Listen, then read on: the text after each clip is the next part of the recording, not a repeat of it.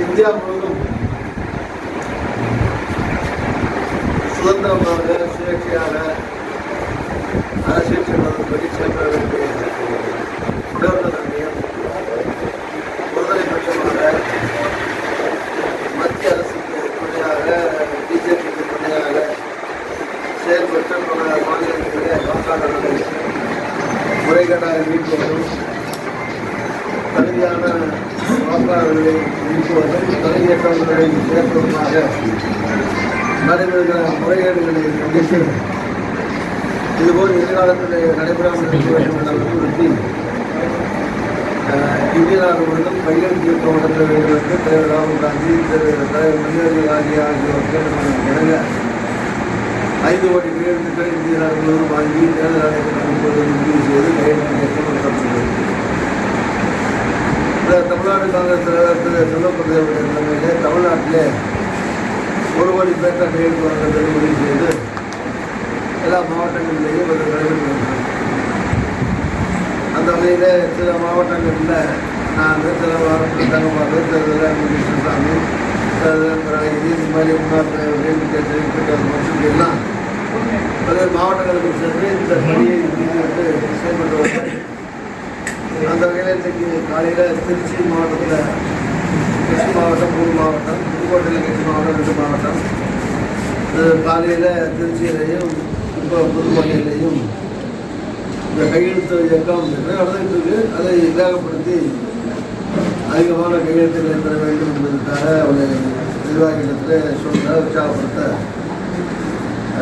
வந்திருப்பதற்கு அது ஒரு காரணம். இன்னொன்று தேர்தல் நிதி கொண்டிருக்கிறது. அதனால் இங்கே பூத் கமிட்டிகள் அமைக்கப்பட வேண்டும் என்பதை சொல்லி அதையும் ஆரம்பித்திருப்பதற்காகவும் இந்த பணிகள் நடக்கிறது. திருச்சியிலையும் புதுக்கோட்டையிலும் சம்பந்தமாக தொடங்கி வைக்கிறோம். அதுதான் பர்பஸ் ஆஃப் தி விசிட். 2026 எலெக்ஷனில் டிஎம்கே இன்டாக்டாக இருக்கான்னு சொல்லியிருக்கோம். சமீப காலமாக வந்து காங்கிரஸ் கூட்டணியிலிருந்து காங்கிரஸ் கட்சியிலேருந்து பல்வேறு குரல்கள் எழுப்புறது அழகில் வந்து 50 வருஷமாக நாங்கள் வந்து இருக்கோம், திமுக உறுதி போட்ட சக்கையை தான் நாங்கள் நாங்கள் சொல்கிறாரு. அடுத்தது வந்து ஆட்சியம் வந்து அதிகாரத்துக்கு வந்து கண்டிப்பாக அந்த வருஷம் கேட்போம் அப்படின்னு சொல்கிறாரு. ஏற்கனவே திருமாவளவன் கட்சியிலேருந்து வந்து ஆட்சியம் சொன்ன அதிகாரத்துக்கு வந்து அவங்க சொல்லியிருக்காங்க. திமுக கூட்டணியில் குழப்பம் இருக்காது. நம்ம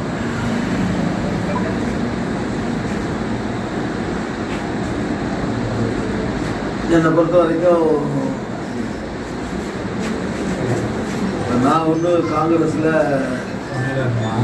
அகில இந்திய அளவிலேயோ மாநில அளவிலேயோ எந்த பொறுப்புலையும் நான் கிடையாது. தமிழ்நாடு காங்கிரஸுடைய முன்னாள் தலைவருங்கிற அடையாளத்தோட 5 ரூபாய் உறுப்பினராக அடிப்படை உறுப்பினராக தான் காங்கிரஸில் இருக்கேன். அதனால் அடிப்படை காங்கிரஸ் உறுப்பினர் அப்படிங்கிற முறையிலையும் முன்னாள் தலைவர்கிற முறையிலையும் அல்லது காங்கிரஸில் திருச்சியிலேருந்து எம்பியாக இருந்தங்கிற முறையிலையும் எனக்கு தெரிஞ்சதுக்கு என்னுடைய அபிப்பிராயப்படி திமுக காங்கிரஸ் கூட்டணி இல்லை, எந்த குழப்பமும் இல்லை. அந்த கூட்டணி ஸ்ட்ராங்காக திடமாகத்தான் இருக்கிறது. கடந்த காலங்களில் வந்து மாபெரும் வெற்றிகளை பெற்றிருக்கிறது. அது சட்டமன்ற தேர்தலாக இருந்தாலும் சரி, உள்ளாட்சி நகராட்சி மாநகராட்சி தேர்தலாக இருந்தாலும் சரி, பாராளுமன்ற தேர்தலாக இருந்தாலும் சரி, எல்லா தேர்தல்களையும் மகத்தான வெற்றியை இந்த கூட்டணி பெற்றிருக்கிறது. இது கூட்டணி இதை அப்படியே தொடர்ந்து கொண்டு தான் இருக்கிறது. இப்போ தேர்தல் இந்த ஆண்டில் வந்து 2 மாதமும், அடுத்த வருஷத்தில் வந்து ஜனவரி பிப்ரவரியில் கோட் ஆஃப் கான்டாக்ட் வந்துடும், மார்ச்சில் தேர்தலே வந்துடும். அது இந்த சூழ்நிலையில் ஒரு 4 மாதம் 5 மாதம் தான் இருக்கிற இந்த சூழ்நிலையில் எனக்கு தெரிஞ்ச வரைக்கும் இந்த கூட்டணி அப்படியே இப்பொழுது தொடர்ந்து கொண்டிருக்கிறது. எதிர்காலத்தையும் தொடரும் என்றுதான் என்னை பொறுத்த வரைக்கும் நான் மனப்பூர்வமாக நம்புகிறேன். எனக்கு தெரிஞ்ச வரைக்கும் மற்றபடி கட்சியில் இருக்கிற இது என்ன மாதிரி முன்னாள் தலைவர்கள் இருக்காங்க, பல்வேறு அகில இந்திய அளவில் பொறுப்பில் இருக்கிற நண்பர்கள் இருக்காங்க. தமிழ்நாட்டிலிருந்து இப்போ நம்ம சிதம்பரம் பார்த்தீங்கன்னா அவர் வந்து ஒர்க்கிங் கமிட்டி மெம்பராக இருக்கார். சில பேர் மாநில லெவலில் மாநிலத்துக்கு இன்சார்ஜஸ் இருக்காங்க. சில பேர் இன்சார்ஜஸ்க்கு உதவியாக செயலாளர்கள் இருக்காங்க. இந்த மாதிரி ஒரு 6-7 பேர் அகில இந்திய அளவில் இருக்காங்க, உள்நாட்டில் இருக்காங்க, முக்கியத்துவம் இருக்காங்க, மற்றும் பல்வேறு பொறுப்புகள் இருக்காங்க. ஸோ மற்றவர்கள் சொல்கிற கருத்துகள் அவர்களுடைய கருத்து, அது அவங்க காங்கிரஸ் சார்பிலே அவங்க சார்பிலே அவங்க சொல்கிற கருத்துக்கெல்லாம் நாம் பதில் சொல்ல முடியாது. அதுக்கு நாம் பதிலோ மறுப்போ அவர்களுக்கு எதிர்ப்போ சொல்லவும் நான் விரும்பவில்லை. என்னுடைய அபிப்பிராயம் கேட்டீங்கன்னா நான் முன்னால் சொன்னேன்ல, அதுதான் என்னுடைய அபிப்பிராயம். இப்போ நடிகர் விஜய் கட்சியை தொடங்கின உடனே நீங்கள் வந்து அரசியலில் வந்து கால் வைக்கிற இடம்லாம் தண்ணி வழியாக இருக்கும், விஜய் பார்த்து தான் செய்யணும் அப்படின்னு அந்த கருத்தை வந்து கூப்பிட்டுலேயே சொல்லியிருந்தீங்க. இப்போ வந்து அந்த தண்ணி வழியில் விஜய் சிக்கிட்டான்னு நினைக்கிறீங்களா?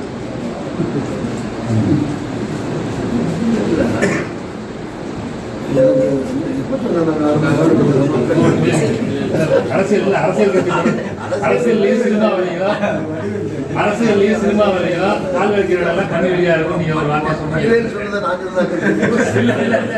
சார், நீங்க சொன்னீங்க சார்,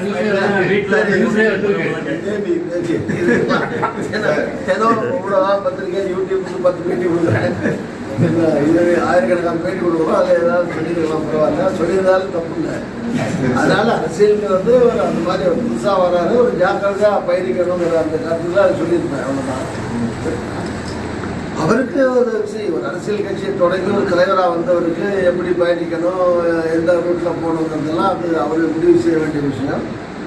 நீங்கள் சொன்ன மாதிரி நான் சொல்லியிருந்தேன்னா தொடக்க காலத்தில் கட்சியை தொடங்குறதுக்கு முந்தையோ அல்லது தொடங்குற புதுசுலையோ அவருக்கு ஒரு 50 வருஷம் அரசியல் இருக்கிற முறையில் ஒரு ஜாக்கிரதையாக பயணிக்கன்னு சொல்லியிருப்பாங்க. பீகாரில் தேர்தல் தேதி அறிவிச்சிட்டாங்க. இப்போ வந்து வாக்குன்னு சொல்லிட்டு கையெழுத்து பண்ணுவீங்க, என்ன தெரிவிக்காங்க சார்?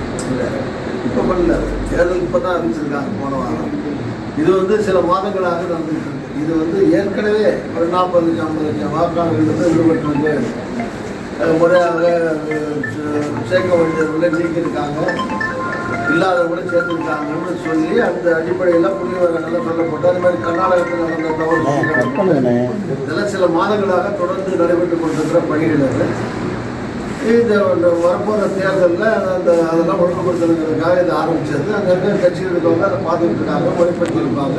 இப்போ தேர்தல் அறிவிச்சிருக்கு, தேர்தலை சந்திக்கணும்.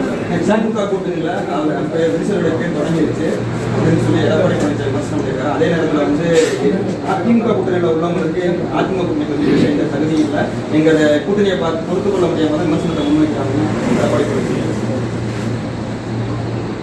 ஆமாம், அது பேசிட்டு போகிறாரு. அது என்ன பண்ணுறது சார்? இந்தியா நாங்கள் யாரோட வேணாலும் கூட்டணி சேருவோம்.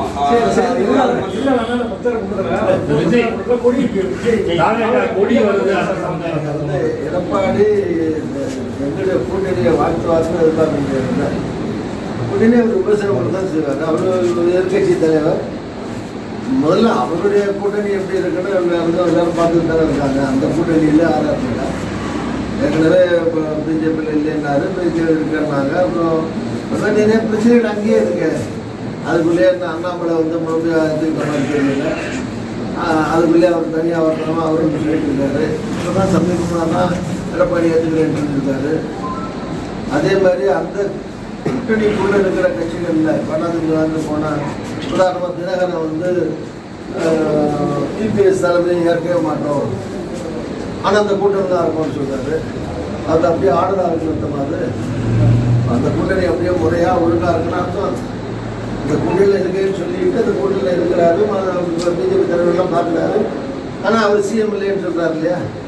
அந்த மாதிரி அந்த கூட்டணிக்குள்ளே குழப்பங்கள் இருக்குது. அவர் அதை சரி செய்வதற்கு பதிலாக எதிர்கட்சி கூட்டணிக்குள்ளே குழப்பம் இருக்குன்னு சொல்லிட்டு இருக்காரு. அப்படி தான் சொல்லுவார் அவர். அதுக்காக நான் எதுவுமே சொல்லக்கூடாதுன்னு சொல்லுவேன். எதாவது சொல்லித்தான் நான் எங்கள் கூட்டணியை வார்த்தை வாசிக்குவார், ரொம்ப ஸ்ட்ராங்காக இருக்குது, எங்கள் கூட்டணி வீக்காக இருக்குன்னு எடப்பாடி சொல்லுவார். எங்கள் கூட்டணி நல்லா இருக்குது, எங்கள் கூட்டணி தான் சரியில்லைன்னு சொல்லுவார்.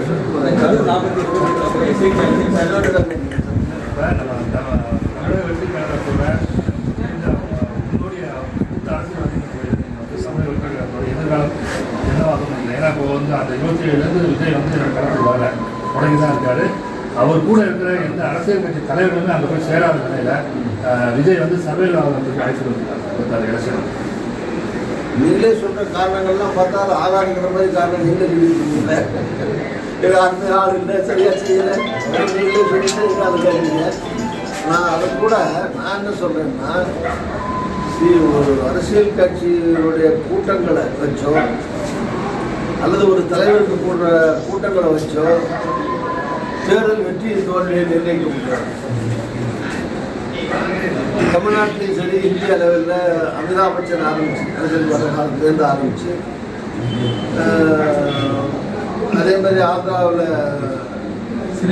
சிரஞ்சீவிலேருந்து ஆரம்பிச்சு தமிழ்நாட்டிலையும் பல பேர் தேர்வு ஒவ்வொருத்தராக வெற்றி பேரை வரிசையாக சொல்லலாம். வெற்றி அடையாதவர்களுக்கு பல்வேறு காரணங்கள் அவர்கள் இருந்திருக்கும். அதனால் இப்போ நான் வந்து அவங்கள ஒருத்தராக சொன்னேன்னா அவங்கள அது குறைவாக சொன்ன மாதிரி ஆகிடும். அதில் மக்களுக்கு தெரியும், எல்லாருக்கும் தெரியும் யாரெல்லாம் கட்சி ஆரம்பிச்சாங்க தனி அப்படின்னு சொல்லி பெரிய பெரிய கட்சிகள் தமிழ்நாட்டில் மட்டும் இல்லை, இந்திய லெவலில் நிறையா கட்சி நிறைய பேர் ஆரம்பித்தாங்க. எல்லாரும் ஆரம்பிக்கிற போது நூற்றுக்கணக்கான பத்திரிகையாளர்கள், ஆயிரக்கணக்கான லட்சக்கணக்கான மக்கள் கூட்டம்லாம் இருந்தது. எல்லாரும் தேர்தலில் வெற்றி பெற்று முதலமைச்சர் ஆகலையே. அதனால் கூட்டம் வந்து நடிகர்களுக்கு அல்லது பிரபல்யமாக இருக்கிறவங்களுக்கு ஒரு கிரிக்கெட் பிளேயர் போனால் கட்சியில் சேர்ந்து போனார்னா நிறையா கூட்டம் வருது. இப்போ பஞ்சாப்லேயே நாங்கள் ஒரு கிரிக்கெட் பிளேயர் வந்து பிஜேபியில் சேர்ந்தார், எதிர்காலத்தில் சிஎம் வருவார் எதிர்பார்க்கப்பட்டது. அப்புறம் அவர் காங்கிரஸுக்கு வந்தார் போனார். ஸோ அந்த மாதிரி கிரிக்கெட்டர், சினிமா ஹீரோஸு, இந்த மாதிரி பல பேர் பல பிரபல்யமானவர்கள் அரசியல் வரும்போது கூட்டங்கள் வருது. வேறு விஷயம். தேர்தல் வெற்றிங்கிறது கடைசியில் மக்கள் தான் எதிர்பார்க்கணும். ஸோ அந்த கட்சியோ அந்த தலைவரோ எப்படி மக்கள் ஏற்றுக்கிறாங்கிறது, எவ்வளவு சதவீத வாக்கு, எத்தனை எம்எல்ஏக்கள் எப்படி வந்தாங்கிறத பொறுத்து தான் இருக்கே தவிர அதுக்கடையில் மற்றபடி சொல்றதெல்லாம் ஜோசியம் கேசியம் தான் தவிர அது மாதிரி ஜோசியமோ கேசியமோ சொல்றதுக்கு நான் தயார் இல்லை. சார், கரூர் சப்போர்ட்டுக்கு அப்புறம் விஜய் வந்து பாஜக ஆதரவு அளிக்கிற மாதிரி பாஜக தலைவர்கள் சொல்கிறாங்க. அது கூட்டணிக்கு நிர்வகிக்கிற மாதிரி கூட்டணிக்கு நிர்வகிக்கிற மாதிரி அவர் சப்போர்ட் கொடுக்கிற மாதிரி அவர் ஆதரவு தெரிவிக்கிற மாதிரி ஏற்கனவே பேசியிருக்காரு. இருந்தாலும் பாஜக தலைவர்கள் அவருக்கு ஆதரவு தெரிவிக்கிறாங்க இந்த சப்போர்ட்டுக்கு அப்புறம். அது வந்து பாஜக கூட்டணி இருக்கிற மாதிரி ஒரு